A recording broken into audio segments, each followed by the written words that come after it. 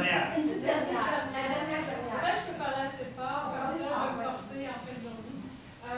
Moi, je me pose la question, peut-être dans le domaine associatif, qui est déjà un domaine en réseau, la relève. Là, je regarde ici, il y a certains jeunes, on est plusieurs têtes grises, peut-être.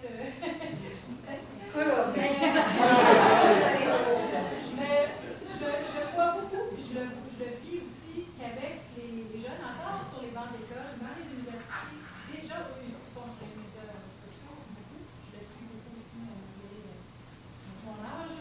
Mais je me retrouve à voir qu'ils échangent entre eux, entre les cohortes de différentes associations étudiantes, d'autres groupements. Je pense que là aussi, aller chercher, travailler avec ces jeunes-là et les approcher. Moi, ça fonctionne bien, puis je pense que dans différents domaines, on parle, par exemple, au niveau de la santé, les étudiants en médecine côtoient les étudiants en chiropratique, en podiatrie, puis tout ça au départ. Donc, déjà, ça vient à mieux se connaître, échanger et en penser au futur bien-être du patient qui pourra traiter dépendamment des conditions. La même chose, j'imagine aussi au niveau d'immigrants ou de nouveaux arrivants, au niveau culturel, il y en a encore qui peuvent les aider, qui sont déjà dans les universités ici, qui travaillent avec ça. Il faut penser peut-être à plus long terme aussi avec une population vieillissante, on travaille aussi plus longtemps. J'imagine aussi au niveau créatif ici au Québec, on se démarque, on essaie d'innover, on est reconnu pour ça. Donc, il y a vraiment, moi, c'est peut-être une question, mais c'est aussi un commentaire. Puis je pense que nos analystes ici sont en accord. Les maîtres récolteurs. Moi, je suis entièrement d'accord avec ça et c'est pour ça que je vais toujours lutter, entre guillemets, contre ce que j'appelle la ghettoisation des gens. T'sais. Il faut, David en parlait beaucoup, là, de la variété du réseau. Nous autres, on a la chance d'avoir toujours en même temps entre 50 et 65 personnes, que ce soit des médecins, des nouveaux arrivants, des gens qui sont membres du club de recherche d'emploi. Et on fait, vous allez voir d'où ça vient ce mot-là, n'est-ce pas? Aux 5 semaines, on fait ce qu'on appelle le café réseautage.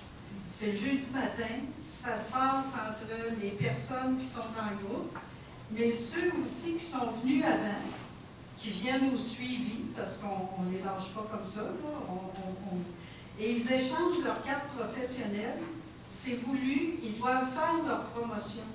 Parce que non seulement la personne qu'ils vont rencontrer n'est pas dans son domaine, c'est ce qu'on souhaite, on ne veut pas de compétition, mais elle en connaît peut-être d'autres, par exemple, qui embauchent dans son domaine.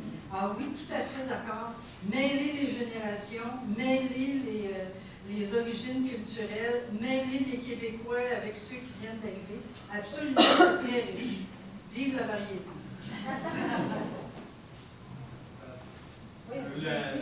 La question de collaboration avec les universités, en fait, vous voyez, je suis rendu à 34 ans, Vincent 35, je pense qu'on commence à être vieux pour le monde de la création. Donc, les agents, souvent, là où il y a beaucoup d'évolution, c'est plus autour de 25, 30 ans.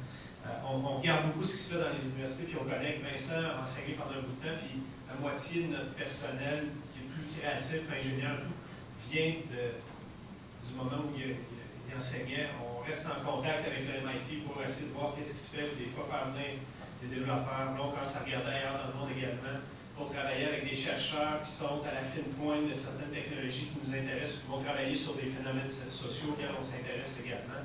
Donc, puis au niveau associatif, je suis convaincu que quelque part au Québec, quelqu'un est en train de faire un PhD sur un sujet qui va être intéressant. Donc, dans un peu tous les sujets, là, en sociologie, ça ne doit pas manquer non plus, là, des questions d'intégration. Donc, oui, c'est clair que d'aller chercher à l'université, c'est une autre façon d'aller chercher des nouvelles idées puis de recruter à beaucoup moins frais que d'attendre que la personne ait plus d'expérience ailleurs pour s'en venir, pour essayer de la débaucher, parce que si elle est bonne, alors la débaucher plus tard, ça coûte cher. Peut-être pour une association, c'est plus possible. Il y a des bons chercheurs de tête, de toute façon. Denis, est-ce que vous aimeriez répondre là-dessus? Ça va être notre dernière intervention. Ben oui, effectivement, d'aller chercher, d'impliquer les jeunes, en fait. Justement, on a un jeune chiropratique qui va commencer avec nous dans le réseau, qui en a besoin. Donc, effectivement, ça nous amène une fraîcheur. Puis comment je vais chercher une autre fraîcheur dans les idées que j'ai, parce que mentorat chiropratique, que je mentor, des jeunes mentorés. Donc, à travers ça, je les écoute, mais j'apprends beaucoup par rapport à ce qui qui est plus d'actualité et ce qui est moins. Fait que ça nous met à jour.